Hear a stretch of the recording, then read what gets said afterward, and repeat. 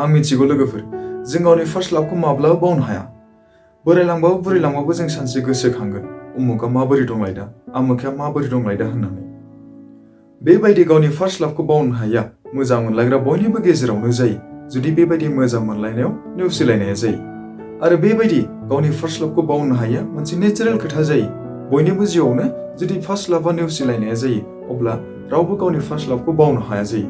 लोगोफोर, जों जुदि सोरखौबा फसायनानै बेखौ मोजां मोनो, गार्लफ्रेन्ड एबा बयफ्रेन्ड खालामनानै मोनसे गोदान रिलेसन खालामनानै लायो। नाथाय सोरखौबा गावनि रिलेशनशिपआव खालामनानै लानाया जेसेबां गोरलै, एसेबांनो बे रिलेशनशिपखौ फालिनायाबो जोबोद गोब्राब जायो। बेबायदिनो रिलेशनशिपखौ फालिनो रोङिनि थाखायनो गोबां मोजां मोनलायग्राफोरनि गेजेरावबो ब्रेकआप जालायनाया जायो। आं सानो नोंथांमोनाबो जुदि सोरबा मोजां मोननाय दङ एबा सोरजोंबा रिलेशनशिपआव दङ, अब्ला इसोरा नोंसोरनि बेबायदि मोजां मोनलायनायाव माब्लाबाबो गावस्रालायनाय दालाबोथों। मोजाङै मोजां नोंसोरनि मोजां मोनलायनायाबो जाफुंसारथों। नाथाय आं मोनसे खोथा सोंनो नागिरदों, नोंथाङाबो मोजां मोननाय दङमोन नामा? आरो नोंनि मोजां मोननायखौ बियो नेवसिलांदों नामा? जुदि नों सोरखौबा मोजां मोनदोंमोन, गोसो गोरबोजों जोबोद हास्थायदोंमोन, नाथाय बियो नोंनि मोजां मोननायखौ नेवसिलांबाय, आरो नों बेखौ बावनो लुबैयोना? आं मिथिगौ गावनि फार्स्ट लाभखौ बावनो हानाया गोजाननिसो बाथ्रा। अब्लाबो आं माखासे टिप्सनि बाथ्रा बुंगोन। जुदि नोंथांमोना आंनि टिप्सनि बाथ्राफोरखौ एप्लाइ खालामो, अब्ला जानो हागौ नोंथांमोननि गोसोनि दुखुआबो एसेबाबो खमायगोन। मोजां मोननाया मोनसे ओरैबायदि फिलिंस ना, नों गावनि फार्स्ट लाभखौ जेब्लायबो गोसो गोरबोजों मोजां मोनगोन। आरो बे फार्स्ट लाभा मानोथाय गोरबोजों बिखाजों सोमोन्दो गोनां जायो। आरो बेबायदि फार्स्ट लाभखौ बावनो हानायाबो जोबोद गोब्राब जायो। माखासे ओरैबायदि मानसिफोरबो दङ, बिसोरनि थाखाय मोजां मोनलायनाया जास्ट टाइम पासल'। आरो बेफोरबायदि मानसिनि मोजां मोनलायनायाबो सोरनिबा गोसोखौ सिफायनायानो मोनसे उद्देश्य बायदि जायो। जुदि नोंबो मोजां मोनलायनायाव सोरजोंबा नेवसिजादों, नेवसिजानानै गोसो गोरबोआ बायग्लिजोबदों, दुखु दाहा जादों, डिप्रेसनाव गोग्लैदों, अब्ला नोंथाङा मिन्थिना लानाया मोजां दि बेबायदि मोजां मोनलायखौ माबोरै बावनो एबा गोसोखौ माबोरै हमथानो। मोजां मोनलायनायाव जुदि ब्रेकआप जालायदोंब्ला, अब्ला बेबायदि मोजां मोनलायनायखौ माबोरै बावनो? जुदि नोंबो बेबायदि मोजां मोनलायनायखौ बावनो सानो एबा बावनो नाजायो, अब्ला बे भिडिअ'आव माखासे आङो टिप्सनि बाथ्राफोर बुंगोन। नोंथांमोना जुदि लाइफआव एप्लाइ खालामनानै नायोब्ला जानो हागौ माखासे दुखुफोरनिफ्राय एसेबाबो रिलेक्स मोनगोन। सेथियाव दङ कन्टेक्ट खालामनायखौ नागार। जुदि नोंखौ मोजां मोनलायनायाव सोरबा नेवसियो एबा नोंनि मोजां मोनलायनायखौ सोरबा फोथायखेबस' खालामनानै थाङो, अब्ला बेबायदि समाव नोङो नेनानै थानो नाङा, आसा खालामनानै थानो नाङा। बेजों खोथा बाथ्रा रायज्लायनायनि गासैबो कमिउनिकेसनफोरखौनो फोजोबनानै ला। मानोना सासे गुबुन सासेजों ब्रेकआप जालायोब्लाबो, नागारलायनाया जायोब्लाबो फ्रायानो सासे गुबुन सासेनि कन्टेक्टआव थालायो। बेबायदिनो माब्लाबा समाव नोङो बेखौ गोसोखांनानै बेजों कन्टेक्ट खालामनानै रायलायहरोब्ला नोंनि गोसोआ स्रां मोननायनि सोलायै आरोबाव बांसिनसो दुखुसिनसो जागोन। नोंखौ नागारनानै सोरजोंबा बियो खुसि जानायखौ नों नुयोब्ला नोंनि गोसोआ आरोबाव बांसिनसो खामग्लिसिनगोन। नैथियाव दङ सैथोखौ मानिनानै ला। सैथोआ बेनोदि जुदि जों सोरखौबा मोजां मोनलायनायाव ब्रेकआप जालायो, अब्ला जोंनि गोसोआबो बायग्लिजोबो। आरो जोंनि गोसोआ सैथोखौ मानिनानै लानो राजि जायादि जाय नोंखौ ब्रेकआप खालामदोंमोन बे नोंखौ नेवसिलांबाय, बे नोंनि रिलेसनाव गैला। बेबायदि समाव जों हायाबाबो गोसो हमथानानै मोजाङै साननो नाजानांगोन आरो जों बेखौ मानिनानै लानांगोन दि बे आंनि जिउआव दिनैनिफ्राय गैला होननानै। आरो बिनि उनाव नों जिउआव बिनि अनगायैबो हारसिङैबाबो जिउआव दावगालांनो नाजानांगोन। जुदि नों सोरजोंबा नेवसिजागोन एबा नोंनि मोजां मोननायखौ बियो नेवसिलांगोन, अब्ला नोंनि गोसोआबो खामग्लिखागोन, फाग्ला फाग्लि बायदि जाखागोन।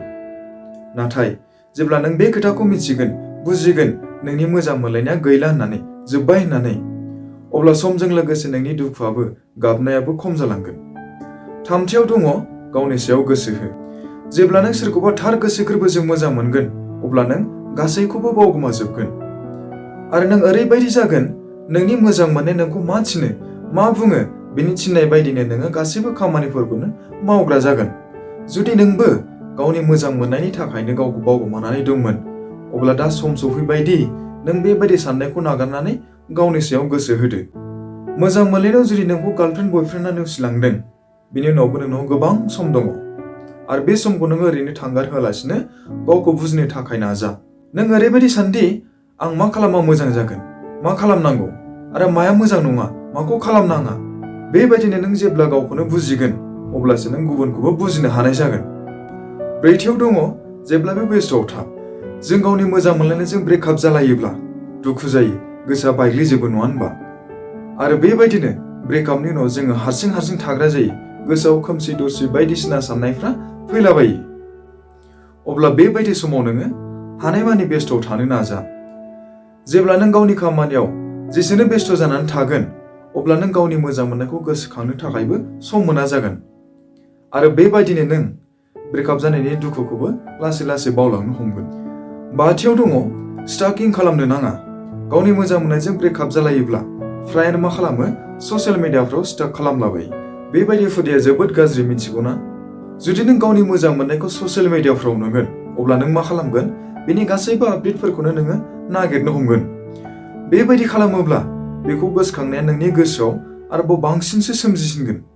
अब्ला नों गावनि मोजां मोननायखौ बावनो नाजानायाबो बांसिनसो गोब्राबसिन जागोन। बेनिखायनो मा, नों गावनि मोजां मोननायखौ ससियेल मिडियाफ्राव स्टाकिं खालामनायखौ एकदमबारे गारथार। 6थियाव दङ लोगोफोरजों था आरो लोगोफोरजों खोथा बाथ्रा रायज्लाय। जुदि नों गावनि ब्रेकआप खालामजानायनि दुखुखौ सहायनो हायाखै आरो हारसिं थायैनो जुदि नोंनि गोसोआ बायग्लिजोबदों, अब्ला नों मा खालाम, लोगोफोरजों था, लोगोफोरजों खोथा बाथ्रा रायज्लाय। हायोबा नों गोसोनि खोथाफोरखौ बिसोरजों शेयार खालामलाय। बेबायदि गावनि दुखुखौ नों जुदि लोगोफोरजों शेयार खालामलायो, अब्ला नोंनि दुखुआबो खम जागोन। 7थियाव दङ गोदान रिलेसन खालामनो नाजा। फ्राय मोजां मोनलायग्रा सेंग्रा सिख्लाफ्रा ब्रेकआपनि उनाव बिसोर ओरैबायदि सानोदि आंनि मोजां मोनलायनाया ब्रेकआपनि उनाव अराय समनि थाखाय जोबनानै थांबाय होनना। नाथाय आंनि बायदिबा बेबायदि साननाया एसे गोरोन्थि जायो। मोजां मोनलायनायाव जुदि खनसे सोरजोंबा नों नेवसिजादोंब्ला बे नङादि खनले नों बेबायदिनो नेवसिजागोन। आरो मोनसे खोथा, जुदि नों मोजां मोनलायनायाव फार्स्ट टाइम सोरजोंबा नेवसिजायो, अब्ला नों सेकेन्ड टाइम मा, गावनि मोजां मोनलायनायाव एसेबाबो सांग्रांथि जागोन। बेनिखायनो नों सोरजोंबा ब्रेकआप जादोंब्ला गावनि गोसोनि दरजाखौ फांथेनानै दादोन। थामहिनबा नों गोदान रिलेसनसो नागिरनो नाजा। 8थियाव दङ मानि थाखाय ब्रेकआप खालामजादों बेनि जाहोनखौ नागिरनो नाजा। मोजां मोनलायनायाव जुदि ब्रेकआप जालायो, अब्ला बे खोथाखौ रावबो सानादि मानि थाखाय ब्रेकआप जालायखो, मा जाहोननि थाखाय ब्रेकआप खालामखो। जुदि नों गावनि मोजां मोननायखौ थारैनो बावनो नाजायो आरो जिउआव दावगालांनो सानो, अब्ला बे खोथाखौ मिथिना लानाया जोबोद गोनांदि मा जाहोननि थाखाय रिलेसनशिपखौ सिफायखो, ब्रेकआप जानायनि जाहोना मा, नोंनि मोजां मोनलायनायाव मा खमि दंमोन। जेब्ला नोंनि बेबायदि गोसोनि सोंनायनि गासैबो जाहोनफोरखौनो मिथिगोन, अब्ला गोसोनि दुखुआबो खम जागोन आरो बेबायदिनो नोङो जिउआव दावगालांनो हागोन। लोगोफोर, आं आसा खालामोदि मोजां मोनलायनायाव ब्रेकआप जालायोब्ला माबोरै बावनो नाजानो, आंनि बुंनाय माखासे रावफोरखौ खोनानानै नोंथांमोननि गोसोनि दुखुआ एसेबाबो खम जादों। जुदि नोंथांमोना आंनि बे भिडिअनि गेजेरजों माबाफोर खोथा मिथिनो हादोंब्ला अन्नानै लाइक, शेयार आरो साबस्क्राइब खालाम। आरो लोगोसे माबाफोर खोथा बाथ्रा सोंनांगौ दङब्ला कमेन्ट खालामनानै बुंहर। नोंथांमोननि सोंनायनि फिननायखौ आङो हागौमानि होनो नाजागोन।